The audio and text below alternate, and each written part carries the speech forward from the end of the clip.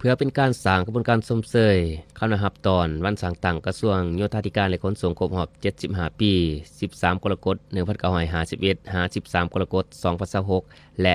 วันขายวันเกิดของประธานสุพรรณวงศ์ผู้นำที่แสนเคารพรักครบรอบ117 ปี 13 กรกฎาคม 1909 13 กรกฎาคม 2026 ให้มีความหมายความสำคัญและเต็มไปด้วยบรรยากาศอันฟดฟื้นแผนกโยธาธิการและขนส่งแขวงอัตตปือได้จัดกระบวนการออกแห่งงานร่วมหมู่ขึ้นอย่างเป็นขบวนฟดฟื้นขบวนการออกแห่งงานในครั้งนี้ให้เกียรตินำพาโดยทานพรไส้ไกรสอนเสนากรรมการผักแขวงหัวหน้าแผนกโยธาธิการและขนส่งแขวงอัตตปือ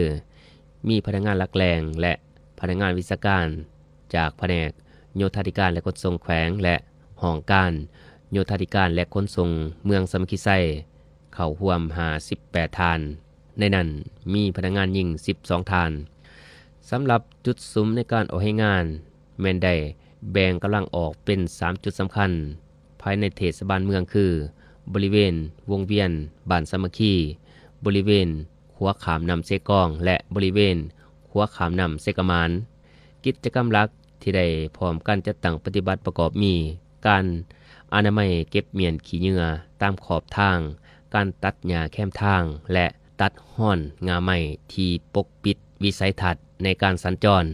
เพื่ออำนวยความสะดวกและหับประกันความปลอดภัยให้แก่ผู้ขับขี่นอกจากนี้ยังได้นำใส่รถนำเข้าในการสีดล้างทำความสะอาดขี้ต้มและฝุ่นดินอยู่บริเวณเส้นทางขัวให้มีความสะอาดจบงามท่านพรไซไกรสอนเสนาได้กล่าวว่าการจัดขบวนการดังกล่าวบ่เพียงแต่เป็นการเฉลิมฉลองวันประวัติศาสตร์อันสำคัญของแขนงการโยธาธิการและขนส่งเท่านั้น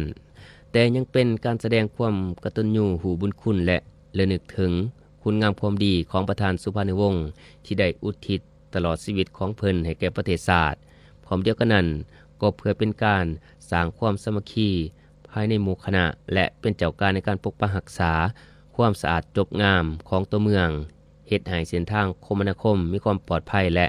สามารถนำใส่ได้ยาวนาน